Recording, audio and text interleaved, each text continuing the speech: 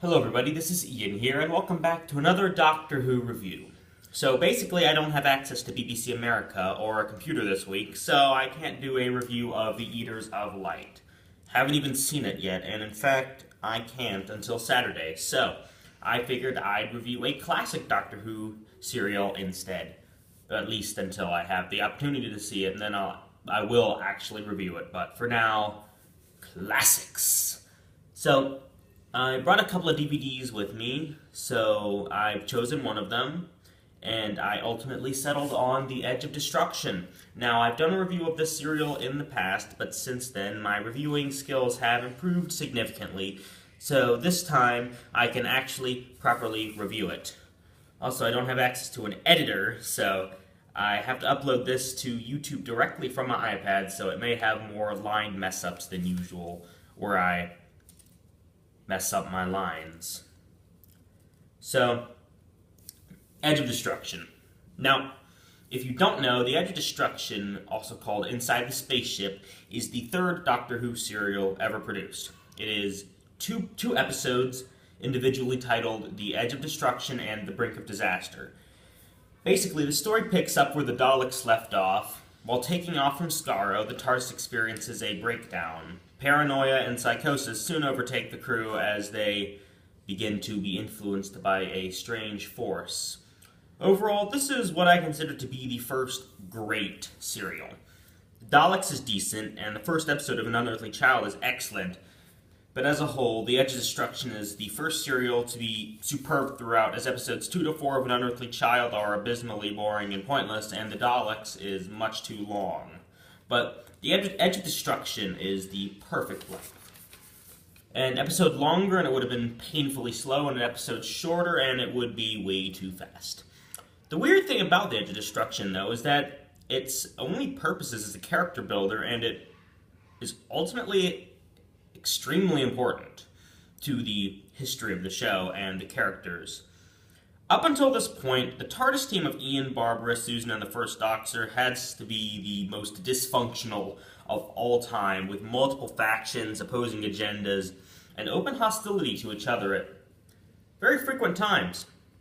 The Edge of Destruction was a necessity. It was the character and relationship-building serial that finally molded the first TARDIS team into a cohesive group that could actually work together. The key is that instead of just jamming them together and saying all of their differences are now past without any real explanation as to why that is the case, The Edge of Destruction puts the TARDIS team in a situation where they have to work together and trust each other. Yes, they start off by pointing fingers and assigning blame, but they soon realize that doing so is only keeping them apart when they should be fusing together. Now, we see the Doctor, Ian, Barbara, and Susan work through their differences and issues with their fellow companions and establish trust and respect for each other, and that's one of the reasons why this serial is so great. Also, there is no villain in this story. The source of the disturbance is ultimately revealed to be a mechanical fault, and the extreme paranoia was just the psychic energy being released by the damaged TARDIS, affecting and aggravating the rifts between the TARDIS team. That's what brings this story above so many others, especially in the modern series. It doesn't feel the need to throw in any extraneous or unnecessary elements to, quote-unquote, up the drama, or make it more complicated, which ultimately would ruin the story. Like, there's no need to throw in some new theme or side characters or a complex time issue. How do I know that doing that would ruin the story? Journey to the center of the TARDIS. That's how I know.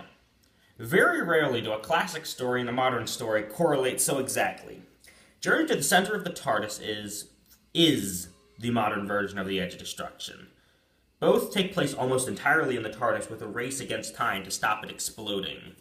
Both were also designed as a bonding episode, or I suppose a serial in the case of Edge of Destruction, for the TARDIS team. But what makes The Edge of Destruction succeed in this, while Journey to the Center of the TARDIS fails, is the content and the delivery of what is in the episode.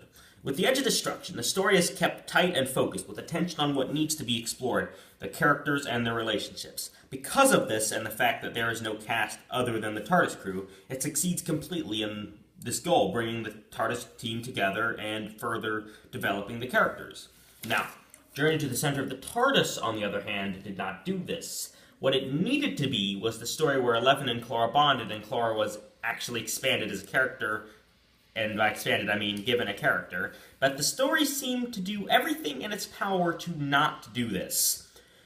For starters, the 11th Doctor and Clara are separated for the first half of the episode, and then when they finally do get united, the story has to deal with these three pointless guest characters who serve no purpose, no one cared about, and who only distracted from what the episode needed to do, along with half a dozen subplots that were included in the episode for no reason, like stealing the ball off that TARDIS tree thing, and that one guy being a cyborg or whatever, and then when we finally get rid of those people, we have like 3 minutes of dialogue between the Doctor and Clara before the resolution has to happen.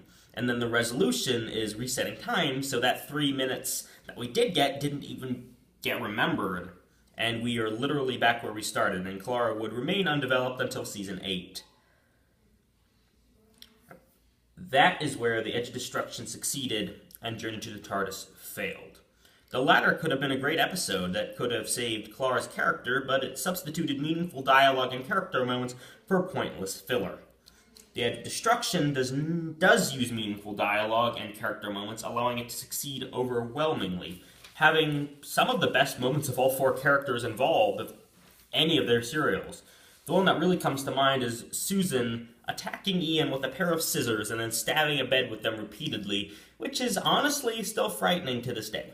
Admittedly, the resolution of The Edge of Destruction, well, I suppose it makes sense, is still immensely underwhelming. All of the chaos of the previous 2 episodes was all down to a button on the TARDIS console breaking. But I'm willing to overlook that, though, as the story was primarily designed to be a character piece, as the pilot was for Bill, and it succeeded in that, and as I said, it did make sense, the resolution, even though it was really lame. But at the end of the day, The Edge of Destruction comes out on top. It isn't as good as it was on the first watch through, in my opinion. I didn't like it as much, as I found it, knowing what it is as it goes along is it's a little bit harder to get through, but it's still really fun. And I am always willing to go back and rewatch it.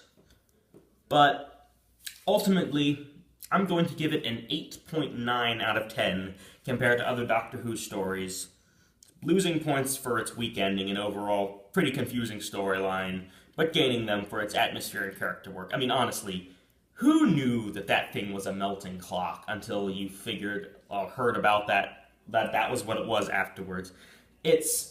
I suppose it does a decent job explaining how everything worked at the end, but it's still super confusing. And as a mystery, the key to a mystery is that you can actually figure it out before it's explained, and Edge of Destruction didn't really do that. It tried to do that, but it didn't do that well, and I don't know anyone who would have been able to figure out that mystery before it was actually revealed to be the case. But other than that, though it is an 8.9 compared to other stories, I am going to give it a 10 out of 10 on enjoyability. I will see you all next time, which may be another classic Doctor Who review, depending on whether I write another before Saturday, or it might be World Enough in Time, because I think I'm probably going to end up doing that one before the Eaters of Light. And I am really excited to see the Mondasian Cybermen return, though hopefully it will not be a pointless fan service, which is what I'm afraid will happen, as tends to happen when they bring back old villains. But we'll see how that pans out. I'll see you next time.